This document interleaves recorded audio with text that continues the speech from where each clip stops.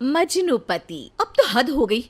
ठान कर बैठे हो क्या कि जिंदगी में सुधरना ही नहीं है? अरे बेबी, मैंने क्या किया? मैं तो बस उसकी मदद कर रहा था। उसने स्माइल किया, उसे बोलो ना। यार, पत्नी हो मेरी, इतना भरोसा तो करो अपने पति पर। I love you baby. पति पर भरोसा है, लेकिन उसके अंदर के मजनू पर नहीं है। अब इतने क्यूट पति को तुम्हें संभाल कर तो रखना ही पड़ेगा ना।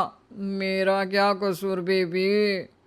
ओह, बस हाँ, ये क्यूट वाला नाटक ना मुझ पर नहीं चलेगा। और जो भी क्यूटनेस है, प्यार है, वो सिर्फ मेरे लिए है। ये छिछोरपंती छोड़ दो। शीनू और चीनू की शादी को 1 साल हो गया।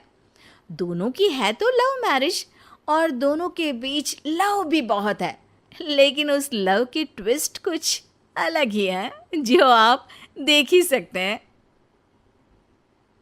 ओए, छिछोरा मत बोलो। इज्जत बहुत है, किसी से भी पूछ लो अगर कोई मुझे छिछोरा बोल दे तो। हाँ हाँ, बस सब जानती हूँ मैं। इस पर शीनू किलसते हुए किचन में चली जाती है, जिसे देखकर चीनू भी हंसते हुए उसके पीछे पीछे चल देता है। क्या है, पीछा क्यों कर रहे हो? अरे अपने घर में घूम रहा हूं, तुम मेरे आगे आगे क्यों चल रही हो? उफ़ो, परेशान करके रखा है। देखना, एक दिन रोओगे मेरे लिए, फिर मेरी कदर मालूम होगी। अरे चल झूठी। इसी तरह दिन बीतते हैं और दोनों की नोक झोंक के साथ हंसी खुशी लाइफ चल रही होती है। एक दिन दोनों शॉपिंग के लिए मॉल जाते हैं। आज देखो कैसे तुम्हारी जेब खाली कराती हूँ। अरे मेरी जेब में तो कुछ है ही नहीं, खाली क्या करोगी? अकाउंट में तो है ना? अरे ठीक है, जा शीनू जा, जी ले अपनी जिंदगी। मैं वॉशरूम होकर आता हूँ। चीनू वहाँ से चला जाता है और शीनू ज्वेलरी शॉप में जाती है, लेकिन वहाँ कोई भी उसकी बात तक सुनने को तैयार नहीं होता। अरे यार, मैं भी कस्टमर हूँ, मुझ पर कोई ध्यान क्यों नहीं दे रहा? इतने में चीनू भी वहाँ आ जाता है। करा लिया अकाउंट खाली? कहाँ? देखो ना, कोई मेरी बात तक नहीं सुन रहा, सब बिजी हैं। ऐसा क्या? Excuse me, can you please? Chinu के इतना बोलते ही अटेंडेंट तुरंत उसके पास आ जाती है, जिसे देखकर शीनू हैरान रह जाती है। हैरान तो ऐसे हो रही हो जैसे अपने पति को जानती ही नहीं। हाँ हाँ बिल्कुल, मजनू को कैसे भूल सकती हूँ? पर मजनू अब शादीशुदा है, ये मत भूले। शीनू अपनी शॉपिंग कंटिन्यू करती है और कुछ देर बाद सारी शॉपिंग खत्म करके दोनों कॉफ़ी पीने जाते हैं, जहाँ चीनू को रिया मिलती है, जो मिलती ही चीनू को गले लगा लेती है। ओह हाय चीनू, कितने टाइम बाद देखे। आज भी बिल्कुल वैसे ही क्यूट हो, जिसे देखते ही दिल फिसल जाए।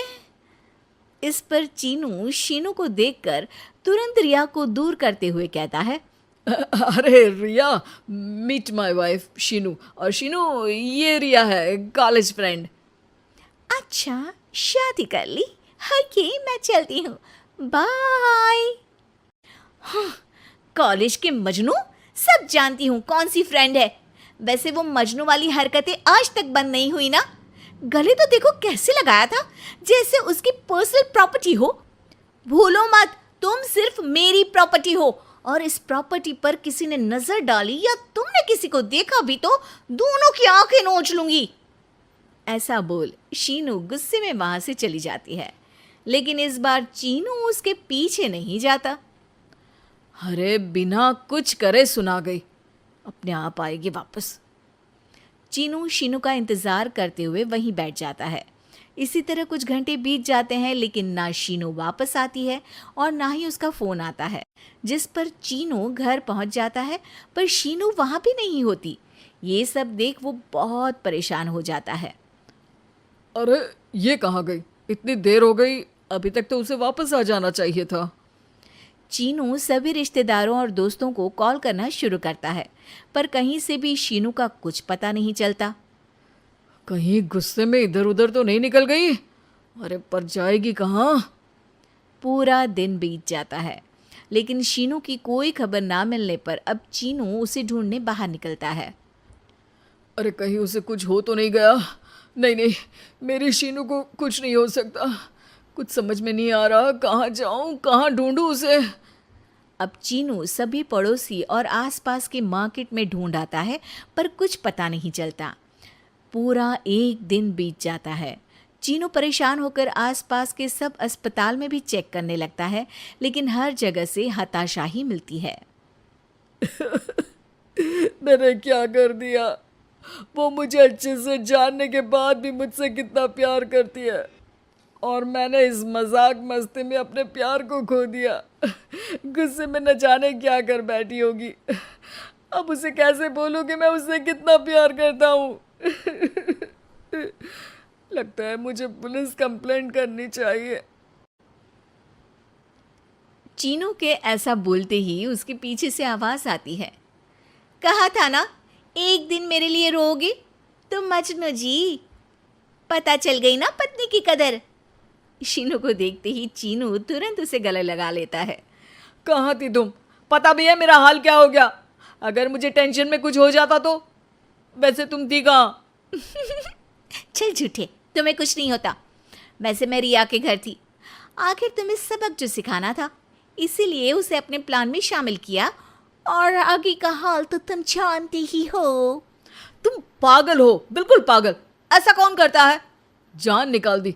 दोबारा कभी भूल कर भी ऐसा करने की सोचना भी मत, नहीं तो मैं क्या करूंगा मुझे भी नहीं पता। हाँ हाँ, मेरे मजनू पति, तुम भी दोबारा मेरे अलावा किसी दूसरे के सामने ये मजनूगिरी मत दिखाना। बुरा लगता है यार।